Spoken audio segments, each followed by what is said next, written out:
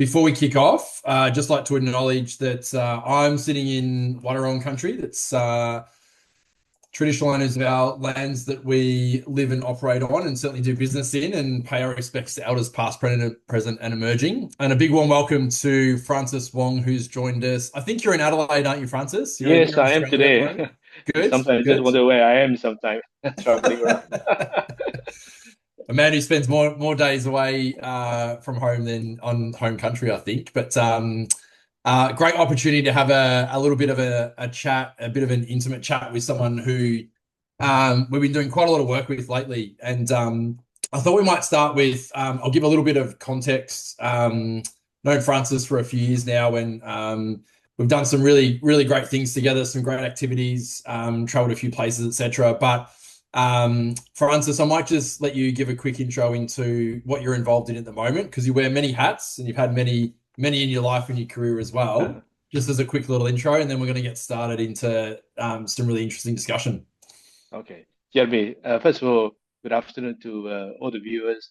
And Jeremy, thank you very much for inviting me to join your podcast today in sharing my experience on the ASEAN connection, Australia-ASEAN connection. In terms of my background, I actually came from Brunei in 1988. A lot of people do not even know where is Brunei, but anyway, Brunei government thought I'm the best export to Australia because I'm the only Bruneian that travel around the country. So I've been here around for 30 over years, and over the years, I have always been very active in promoting Australia connections with Southeast Asia, because my initial business, when I first migrated to Australia, I'm in the tourism industry. My job is to bring international tourism to Australia. And I sat on the Tourism Export Council, and I was appointed to Tourism Australia Board, and I was also responsible for opening China Australia tourism industry body. So I've done all this tourism connections. But through tourism, I'm able to develop a lot of international connections. Hence, I'm also the founder for many international chamber of commerce. But I felt during that 20 years that Australia is so close to Southeast Asia, yet there's not a lot of connection between Australia and Southeast Asia. And in 2014, when Australia celebrated the 40th anniversary of the Australia ASEAN Dialogue Partnership, so I was headhunted actually to develop the Australia ASEAN Business Forum. And I've been the chair for that forum since 2014 to foster Australia connections with Southeast Asia. So Australia ASEAN Business Forum is one of my big baby that I'm looking after. In addition, I also sit on many advisory corporate bodies, and also represent Mechamex IDC Group, which is the largest state-owned corporation in Vietnam. I also sit on the Brunei Government Economic Development Board, and also involved in the energy company, which is a joint venture between Thailand and Australia. Well, I just name a few. Otherwise, people say, Francis, do you have time to sleep? So I guess that although I'm doing many things, I still tell a lot of people I still got plenty of time. But I guess ASEAN is such a big issues and opportunity.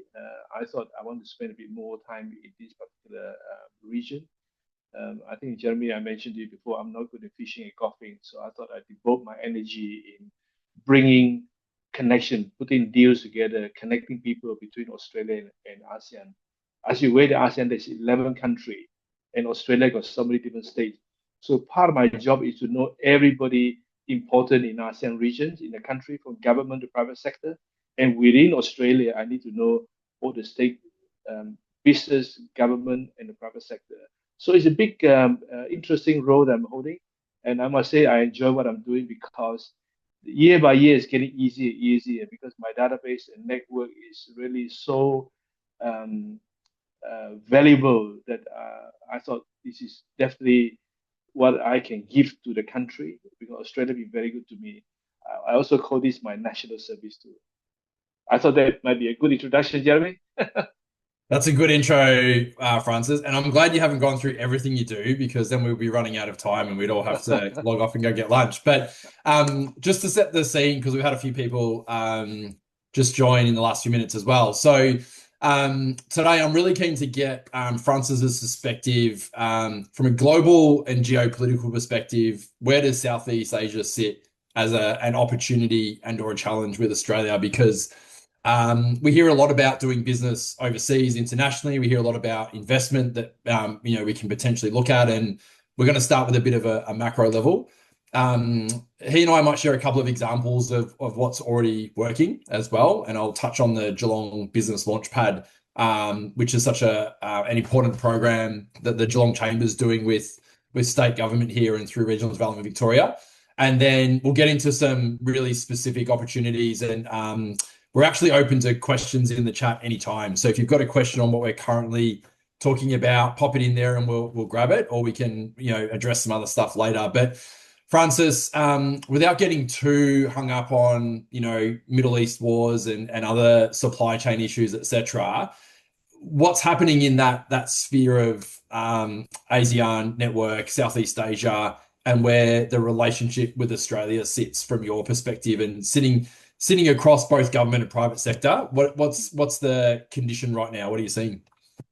Jeremy, I think that's a great start, the questions that you just raised, because ASEAN, over the years that I've been engaged with, this couldn't be a better time for the ASEAN-Australia engagement, because when you look at the global geopolitical problem that we have with the US and the Middle East, the relations that the Southeast Asia is having with Australia now couldn't be better, because it become more insular, this region, because our immediate neighbor is one that we should do business with, and which we have neglected many, many years ago. Because when you look at Asia, you look at China, but we have forgotten these 10, 11 countries just above us. And most of them are very keen to do business with us or to trade with us, because they either study in Australia or they invest in Australia. They know us better than we know them. And of course, the Australian government introduced the Southeast Asia strategy to 2040, 3, 4 years ago. So that was a great start. But the real start started with the Middle East war and the US connection, that Australian companies now are looking at Southeast Asia, and most Southeast Asia companies are investing in Australia. So this is a perfect fit now, which is complemented by the Australian government Southeast Asia strategy. So I can see that just in the last 18 months, investment are pouring in from Southeast Asia.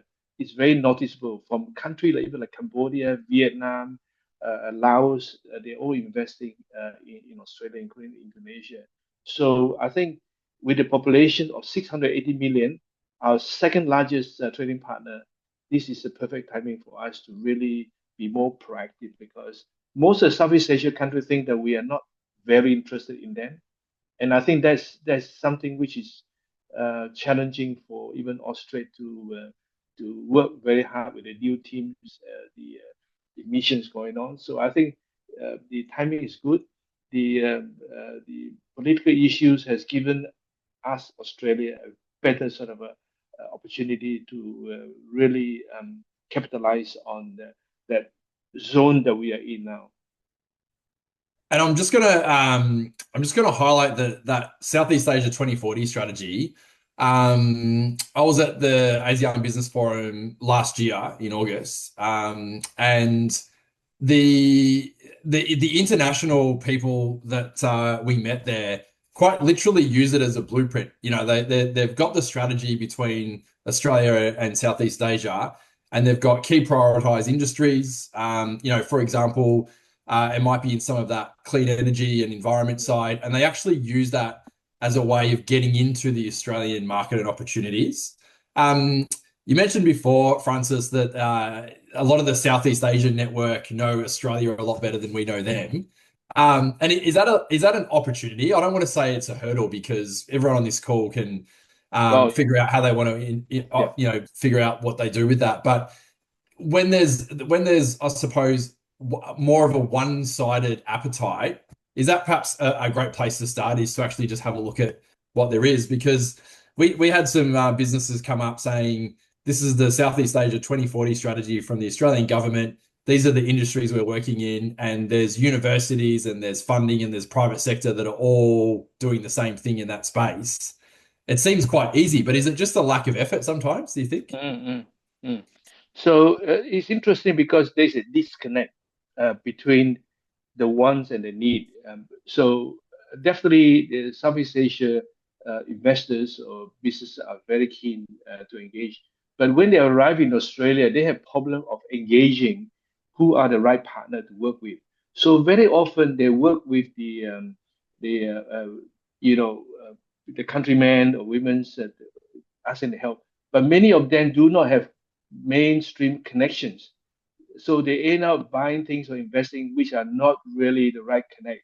So I think this is where chamber like Geelong Chamber of Commerce and will play a very important part to first of all support Australian company who wants to be export ready, who are interested in servicing some of the investors coming in to promote themselves through the chamber to connect with the investors coming in. And of course, your chamber, like Australia and others as well, need to be a bit more open to engage the uh, the the Australian Asian community, ASEAN community that live in Australia, because they become a very important comfort zone that when they come down here, they know that the countrymen or the people from the country can speak the language, the culture, because that will give them comfort to be able to invest actively.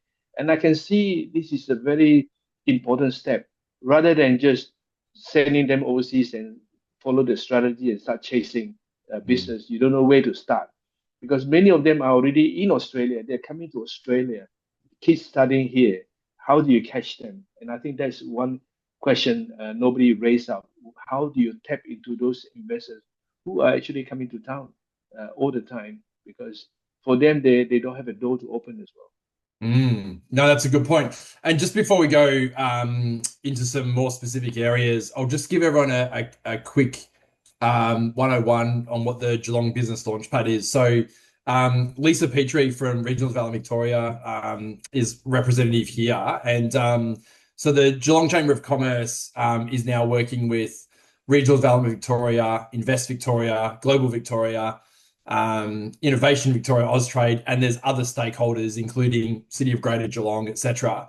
And there's two parts to this. One is helping businesses from overseas, international investment, find their way through opportunities into Geelong that might not come through traditional channels. So, in the world of international relations, Invest Victoria, for example, plays a huge role, and so does Global Vic in attracting businesses. They come here, there's delegations, and they're very, very well looked after.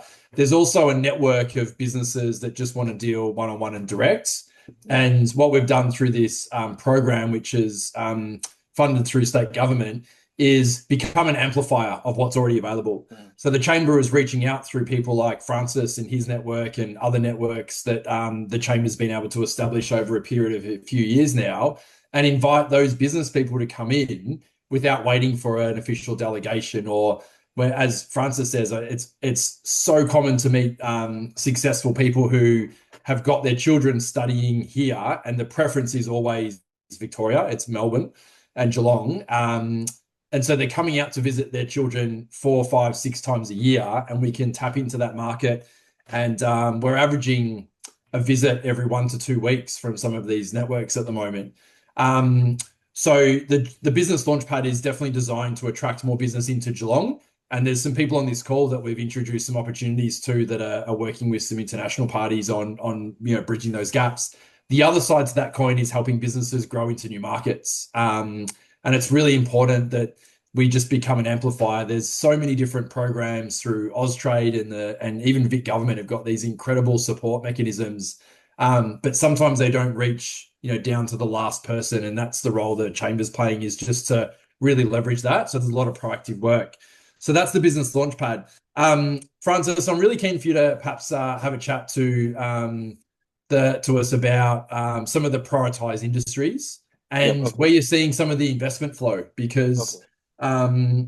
for everyone on the call, Francis is hosting delegations and networks and all sorts of things and is across that. But we've got a pretty diverse industry group here today, Mm, Francis, and mm. we've got a lot of emerging and growth industries. We've also got a lot of traditional industries that are really strong and stable. So what are you seeing at the moment in terms of Sure. where there's a preference around industry growth, but also investment growth.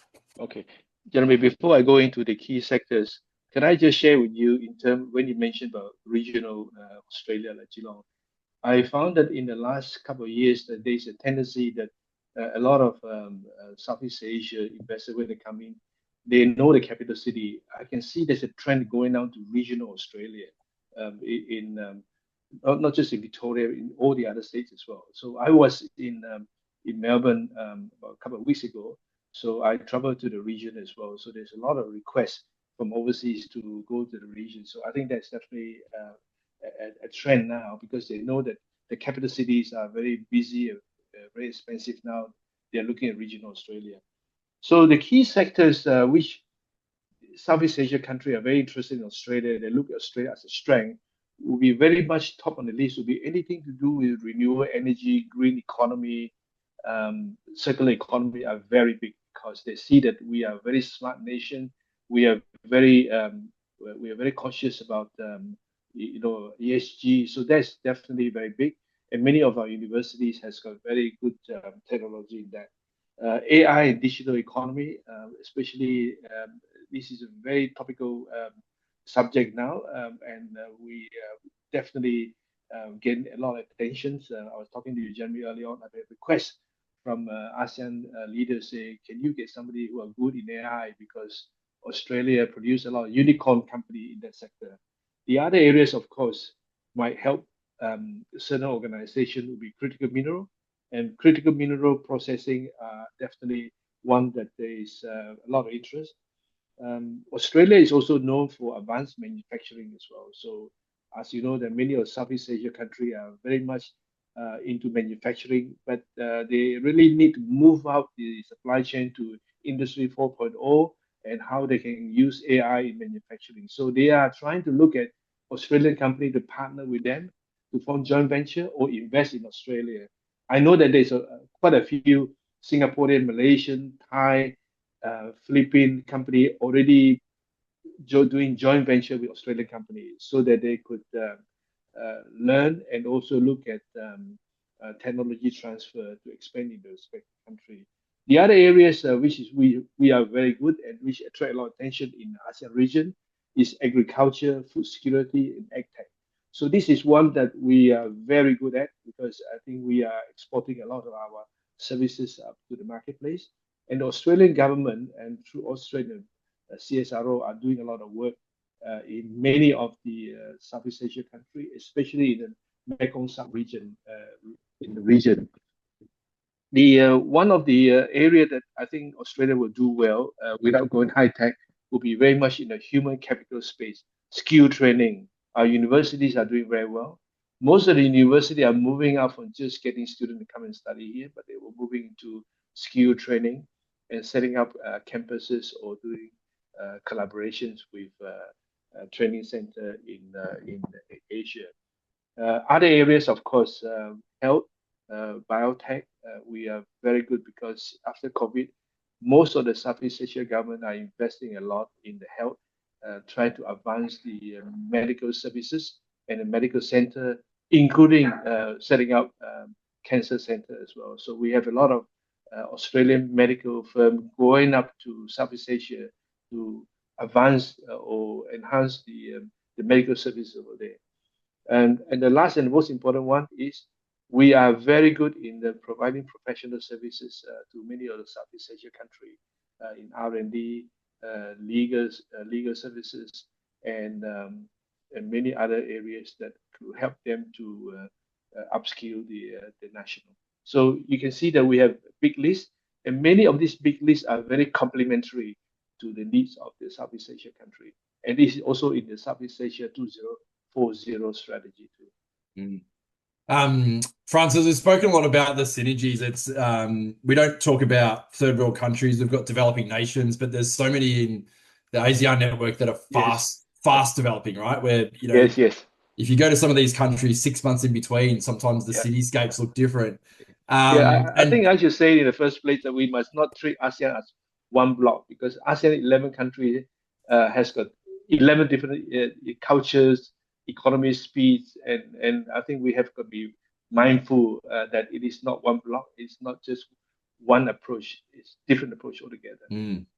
And then the synergies across Geelong, I mean, that list of interested industries is almost a replica of how we talk about our region, particularly with some of the initiatives that is happening in, wind farm tech, battery Mm. tech, solar tech, and then you've got Deacon's got their A squared, I squared Mm. center, which is Yeah, on the cutting edge of AI across yeah. Australia.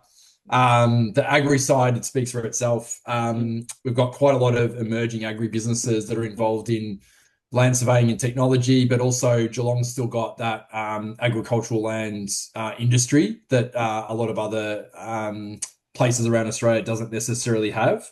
Mm. And then when we talk about skill training, we can go on forever, but having a world-class university and world-class TAFE in the Yeah. city is obviously a massive benefit. And all Um, these sectors are very complementary to Geelong. I can say that because I've been a deacon as well, and I can see your Viva Energy. So you have you tick a lot of boxes there. there is, and there might be some people that want to jump in with any questions now, but how would you, if you're in one of those particularly prioritized sectors, what's the next step for an organization that perhaps is a bit curious about what Mm. opportunities there are and whether it's investment coming in and working, maybe under some partnership, or whether it's exploring what else is happening overseas?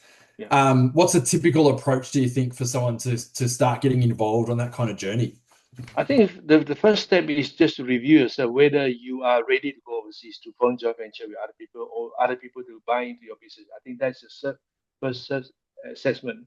The second one will be on your industry sector, whichever one that I mentioned, you have to pick the right country that's complementary to that particular industry. I mean, no point going to Singapore to start agriculture farming because there's not enough land, to do that. So you have to pick.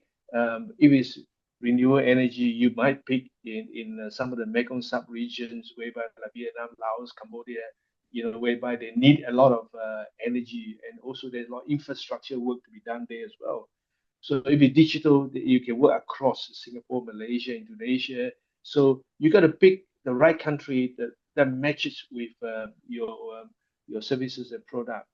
And then of course before go overseas, I think it's very important to work with your respective state government, the chamber, stay in touch with Austrade, work with our post overseas as well to let them know that I'm interested in the marketplace. So you really need to do the whole suite of preparation and get your collateral ready.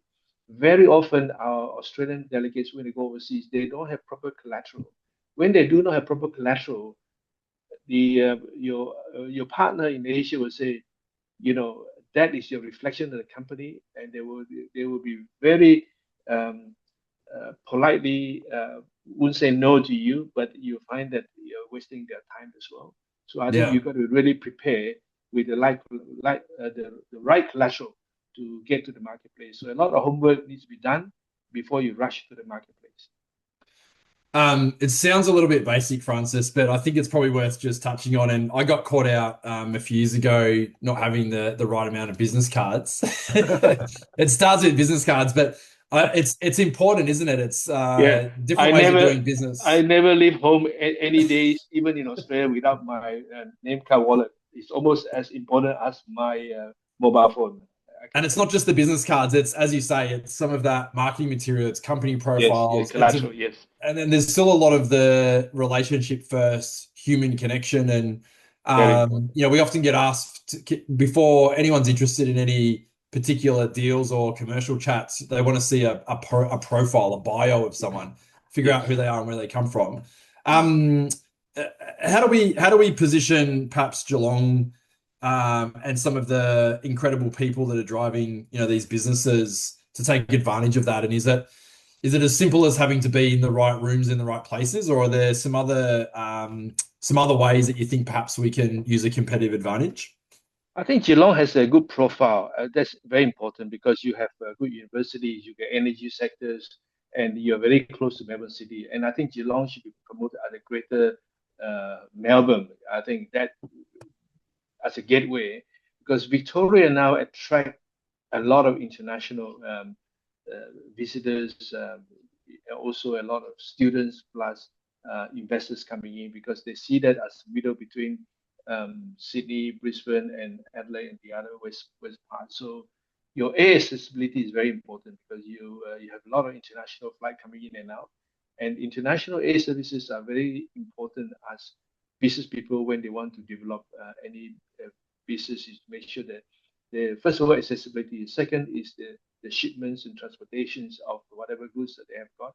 So you have got that, and I think what Geelong needs to do is to do more collaboration activities with the Victorian Chamber of Commerce, which are part of that group, and Mhm. to also work with the state government to look at regionalization because otherwise, if it's too Melbourne, people will find that I've been there, done that. You will not spread beyond the CBD. So I think it's very important to form collaborations within Victoria with the Better Chamber of Commerce to do collaborative sort of function and also to use that as a platform to not just invite your members, but attract new members coming in. People of the Southeast Asian nation national who are living in Victoria, a lot of people do not know how to join the membership organization. So I think there must be a teaser to get them to get involved. And they don't mind to pay. I think they just want to get to know more people. So I found that not just in Victoria, in all the different states as well. I've been approached by a lot of people from a Southeast Asia background say, Francis, I got a lot of contacts.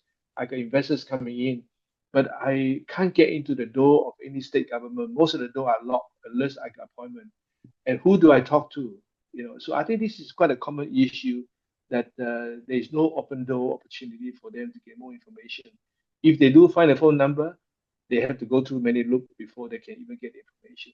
So Mm. there's a missed opportunity. I think there's where the chamber can play an important part in supporting those low-hanging fruits. That means the people with connection who are living in town in your states, work on them, and that would be your low-hanging fruits context. You can learn your cultural and also to do a market review or feedback from them as well. Normally, they get a lot more information than what you can hear from published because they have got the ear on the ground and feel the pulse as well. Francis, I've got before I move on to a few other areas around how we're going to help some businesses sort of leverage some of these, I thought I might just pause and see if anyone has a particular question around some of the industry opportunities, some of the different sectors.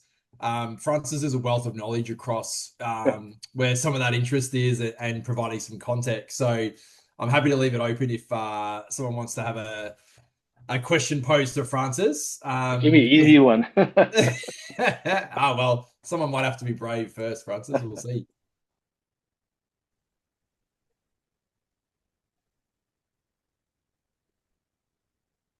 David, we can't hear you there, but I can see you talking. Is that right?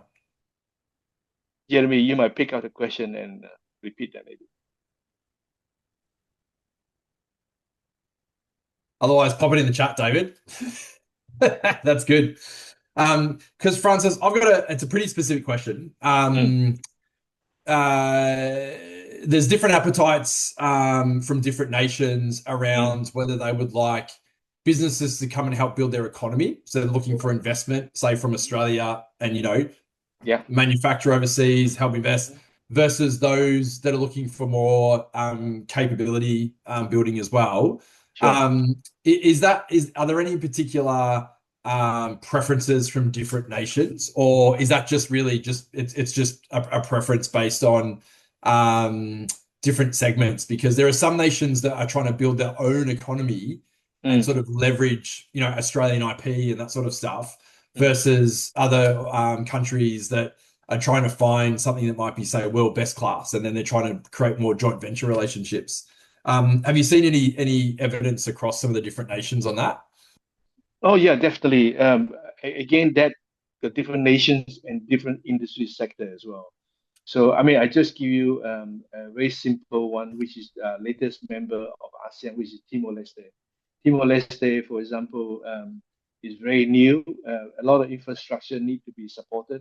So for them, they're very interested in forming collaboration with Australian company to go out and set up some of the infrastructure venture over there. So that, and also to look at producing essentials from education, the medical sectors, the hospitality, and the food, because they are very close to Indonesia. So they're able to produce grow fruit so they can supply to Indonesia as a neighbor as well. So their needs are quite different.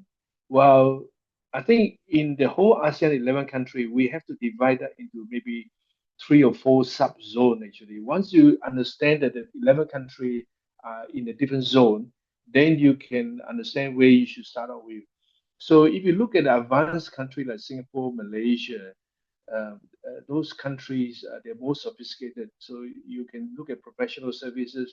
They're very globally connected. So you're not looking at manufacturing. You're looking more at a professional service in digital space, in advanced renewable space. When you look at another block, which is the Mekong sub-region, that's Vietnam, Laos, Cambodia, Thailand, that block is again different block altogether. Very rich in agriculture. They get good connection with Japan, Korea, China because they're linked up by rails and roads. So there's a lot of opportunity in infrastructure, agriculture, energy sector because they want to partner with Australian company to look at in that data center, renewable energy, many others as well. So their needs are quite different. Then of course in the countries like Borneo, Brunei, Sabah, Sarawak, Indonesia. So that itself is another emerging block of ASEAN. So Sabah, Sarawak, Brunei, and Kalimantan, Indonesia, where the future capital of Indonesia will be, that will be another gold mine in 5, 10 years time because Sarawak has a lot of oil and gas. So they are producing more oil than West Malaysia. Of course, Brunei, then with the Trans-Borneo Pen, they can connect by roads, their own airlines. So you can see that is an emerging ASEAN sub-region. So once you divide the region, then followed by the sectors, then you become much more specific in your approach. Oh, that's great. David, you don't have to test the mic, but I've got questions here. Thank you. I'm going to start with them one by one, Francis. But um, David's mentioned the one brand for Geelong to promote within Southeast Asia. And just to add my own context, so Geelong, I think, often needs to seesaw between trying to articulate all of the things that we can do and are involved in versus pinpointing what are the one or two strategic priorities and how does that encompass Geelong in a succinct way, because not everybody we speak to has got 30 minutes for us to go through every sector and why we're good at everything. So the question from David is how do you promote Geelong with a sort of one brand? And I assume, David, that's to create interest and to start that conversation, or does it need to be more industry specific? Well, I think it's first of all, like I mentioned earlier on, Geelong name is known, and so you don't have a problem of saying where you are actually. So you just need to pin that Geelong is part of the greater Melbourne, Victoria. I think that association is very important. Otherwise, they don't know how to get to Geelong. If you do not know how to get to Geelong, they think they will fly direct to another's, maybe fly to Adelaide, go to Geelong. So you need to make sure that geographically from overseas, they need to know how close you are. So, and I think once you have that, because Geelong has got, from my point of view, I've been there a couple of times. You do have, definitely technology came very high on my list because you have a good brand, like Deacons, you got Viva, and then of course you got defense industry. So I see Geelong as a very advanced, um, city that you can promote, especially now with your ferry. I mean that is growth, and that's at the fringe of Melbourne. And I don't think you need to really pinpoint on one particular because otherwise there's zoning around to Geelong Football Club. I was hoping to get through any event without mentioning football, Francis, but you've already done it. That's okay. Um, no, I think that's a good way to look at it. Yeah. Yeah, I mean, there's definitely, particularly cutting edge advancements in some industries, and there's some that just remain almost the support industry as well. Um, David's got another question just around some of the markets that might be an easier or more straightforward Mhm. entry point. And in terms of ways of doing business, because there are some industries that are more complex to do business Yeah, and some that are yeah. easier. Mhm. Um, how important is that, or do you know what they are? And then the follow up to that is, what's that relationship aspect? Do we even need to consider that Geelong has a particular advantage in relationship first, as opposed to some of the other more tangible activities or industry advantages? So working in ASEAN and Asian region, one of the key important thing is relationship, trust, and develop that kind of relationship trust, and that is the key before you can do anything. So I think for Geelong, I think you need to develop a program whereby you start to bring people into Geelong, whether is the chamber need to collaborate with sister organization to entice more business delegation coming down. When the business delegation come to visit the Geelong, and this is where the private sector can form relationship with the people coming down. Most of the time, when you first meet, they're not going to develop any business relationship with you or contract.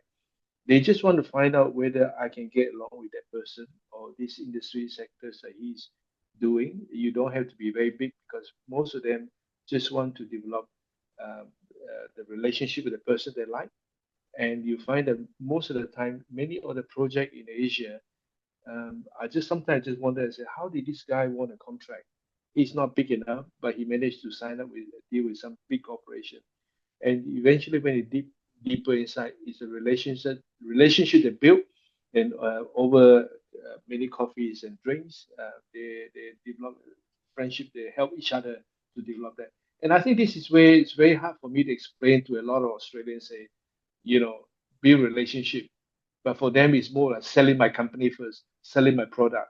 I say your product might be the best, but if this guy doesn't like you at all, you will never be able to get a contract. I was just in Sydney last week, and one of the very small company just about to sign a big MOU in front of the one of the ASEAN leader. And so I asked the question, how did this guy get a deal? Ah, because he knows somebody in Hanoi, and yes, he's signing that MOU. So as simple as that. But that allowed this company to excel because um, product is good, but he hasn't got the economy scale. But the relationship they built helped him to develop into maybe in future multi-million dollar business. Mm. So I think the answer to David's question around how important is relationships in creating the go-to-market strategy for Geelong, that international brand, is just, it's off the charts, David, I think is the answer. But at the That's really same time, good. Jeremy, I saw that the KPMG, the report that you done for Geelong, I thought that was very good. That's a great start from Geelong, that you identify the opportunity that Geelong has got offer. So I was one of the Mm. contributor for that as well. Yep. So compliments to Geelong and the business community as well. Lisa, have you got a question? I do. Can you hear me okay? Yeah, all good. Absolutely. Yep. So thank you very much for the presentation so far, Francis, and thank you for the endorsement of working with the Victorian government. One of our remits is attracting investment to Geelong and also Mm, helping people export overseas. So mm. in terms of attracting investment to Geelong, what is your views on the role of introductions to local government? How does the ASEAN in commercial investment community view liaising with local government? Because as you may or may not know, we have a very proactive mayor who likes to Yes, welcome delegations. I know Nick And well.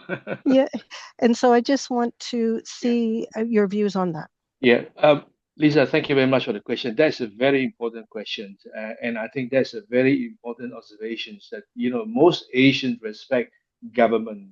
I mean, um, whether local government. In fact, very often in Asia they look at mayor more powerful than the premier. So I always remind that the premier is more powerful than Lord Mayor.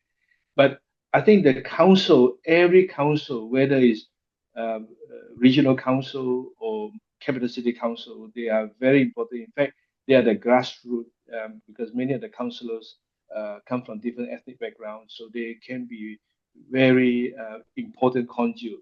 And I think the next level is to be able to get them to move further up the chain to connect with the state government if they are very interested in investing in certain area. The challenge is how to they get into the exhibition street through the office, So I think that not everybody can just rush into the office. There must be some kind of platform easy for them to connect. Otherwise, you miss the connection. Many councils now are having this economic desk that can filter the investment interest to the capital city.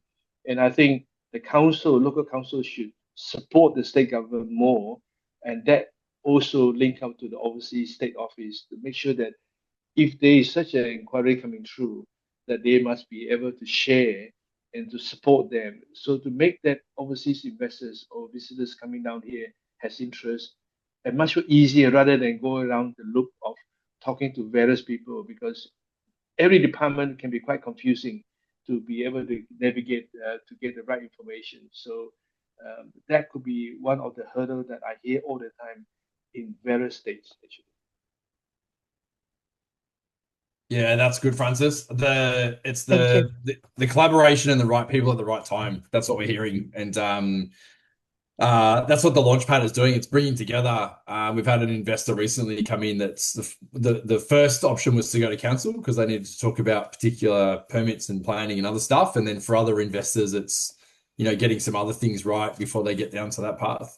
So Lisa, I hope I answered you, Lisa. You have. Thank you. Does anyone else have a question all around some of the specific industries or sectors before we move on to a couple other things? You can just jump in if you want to. Cool. Francis, for those that aren't aware, there's a lot of different ways to start the journey of engaging on different opportunities. Do you want to perhaps go through some of the ones that you're also involved in? Because whether it's at a small scale or a large scale, and there's a lot in between, Okay. there's a lot of different Sure. organizations.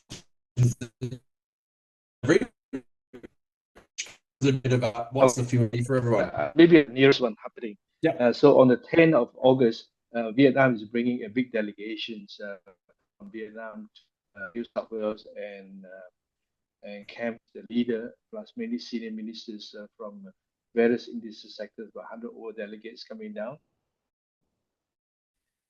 And based in Sydney at UTS universities, and part of my role as the chief representative of Backmax, I'm also organizing this forum in Sydney as well. We are inviting people from all around Australia, and we have a lot of Victorians now attending this event on the 10th of August, whereby the leader will be speaking, and we 10th of August. This is Tech Connect between Australia and Vietnam on the 10th. So I might send some information to Jeremy after this event.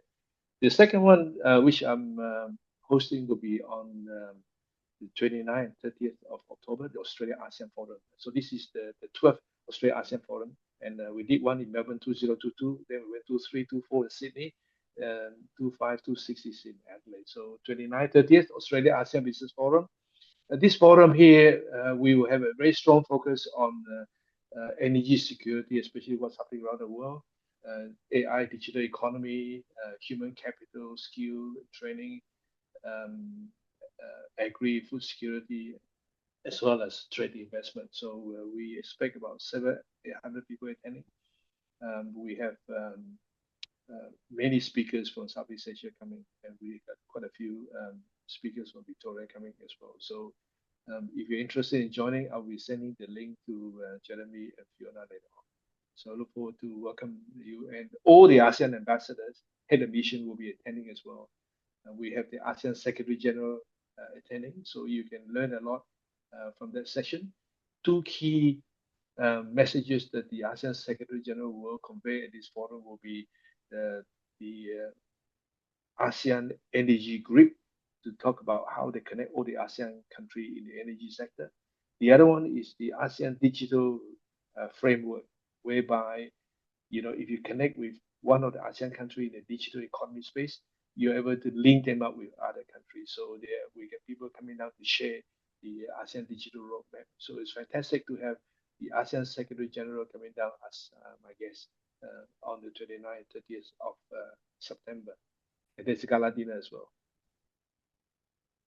There's some good examples, Francis. I thought it also might be just worth sharing how some of the private sector delegations are designed, because the experiences that we've had in being able to shape that based on the attendees has been really worthwhile.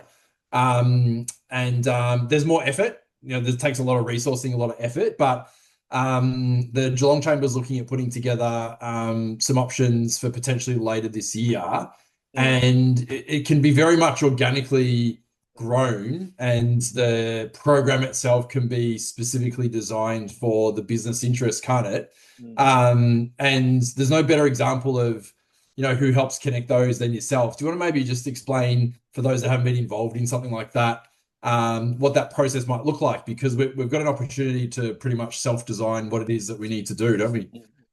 Okay, so the ASEAN Business Forum model is that I'm bringing some of the key business leaders from the regions to come down to meet Australian. So there is almost like opportunity for them to meet, to share, to learn about opportunity in those key sectors.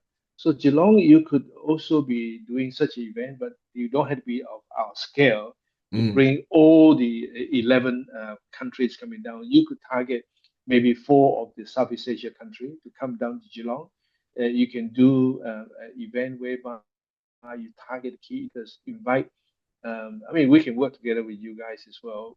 We can target the key industry sectors, the key speakers, investors to come in.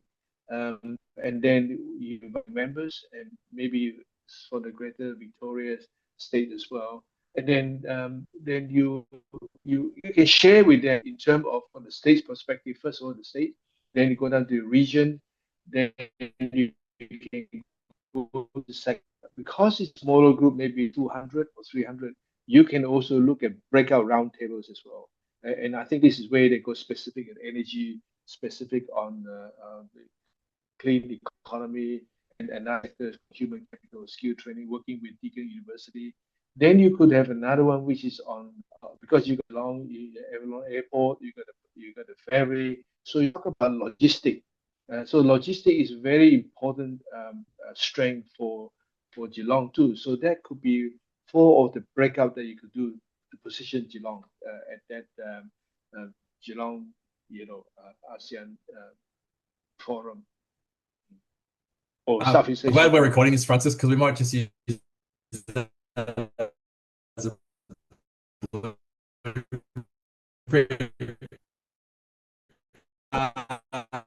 it's about looking, how do we self it's so accessible, and the maturity of Victoria, I think what you should be doing is that to give people the choice of regional Australia. Yeah.